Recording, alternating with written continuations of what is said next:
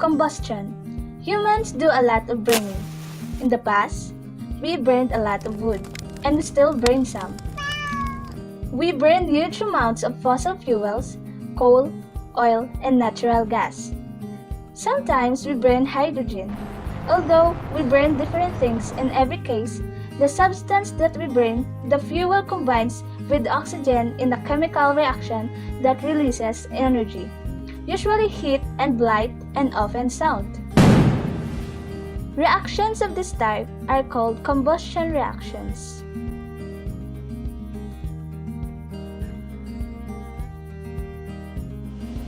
Flue gas or stock gas. All the gas from a combustion process, including water vapor, also known as wet bases.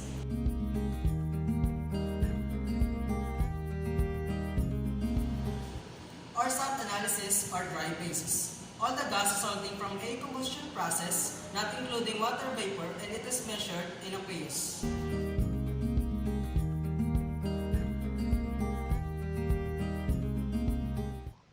So now we will discuss about the ORSAT apparatus. The ORSAT apparatus consists of a water-jacketed graduated burette connected in a series of 3 absorption bulbs that each have a stopcock. The other end is provided with a 3-way stopcock, and the free end of which is further connected to a U-tube that contains fused calcium chloride. The graduated burette is surrounded by a water jacket to keep the temperature of the gas during the experiment. The lower end of the burette is connected to a water reservoir by means of a long rubber tubing. The absorption bulbs have solutions for the absorption of carbon dioxide, oxygen gas, and carbon monoxide respectively. First bulb contains a solution of potassium hydroxide and can only absorb carbon dioxide. The second bulb has a solution of pyrogallic acid and can only absorb carbon dioxide and oxygen gas, while the third bulb contains ammonical cuprous chloride and can absorb carbon dioxide, oxygen gas, and carbon monoxide. It is necessary that the flue gas is first passed through the potassium hydroxide bulb where only the carbon dioxide is absorbed, then through the pyrogallic bulb where only the oxygen gas will be removed, because carbon dioxide has already been removed by the potassium hydroxide bulb. And finally, through the ammonical cuprous chloride bulb, where only the carbon monoxide will be absorbed.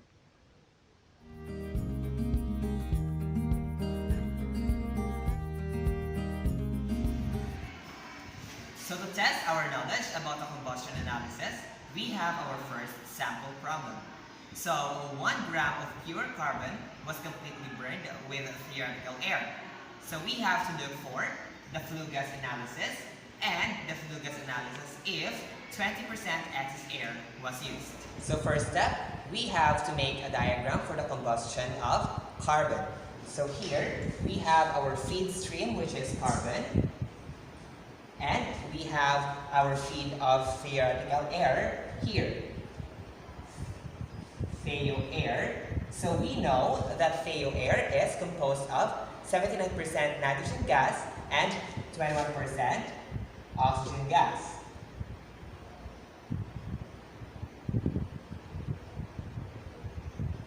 And we have our product stream.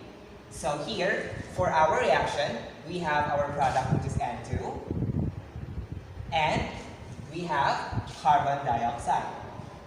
Okay, so note that we don't have a product for oxygen gas since it is a complete reaction of theoretical air. So now, after that, we have to make our chemical reaction. So since carbon is oxidized or burned, we have C plus O2 yielding carbon dioxide. So here, we have to balance the chemical reaction. So now, since it is completely balanced, to calculate the CO2 formed, let's calculate first the moles of carbon. We know that 1 gram of carbon in our process per 12 gram per mole of carbon. Then it is equals to 0.083 mole of carbon. Now we can compute for our CO2 form. Here, we can compute this one using our stoichiometric ratios.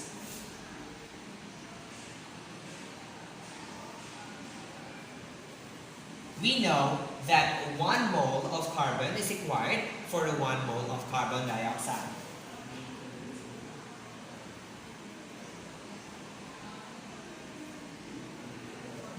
So we have again 0.083 mole carbon dioxide.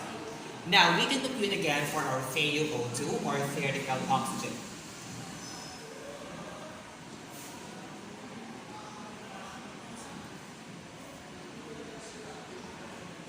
Again, 1 mole of carbon for 1 mole of oxygen gas. So we have these ratios 1, 1.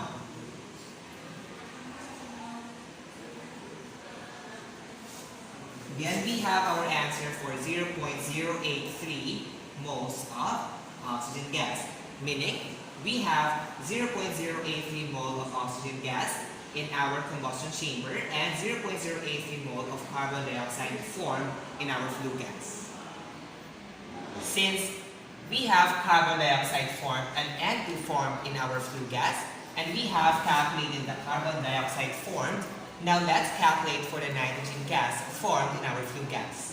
Note that N2 supplied is equals to the N2 in flue gas, because again, it is not involved in our chemical reaction, but it is an excess of an air.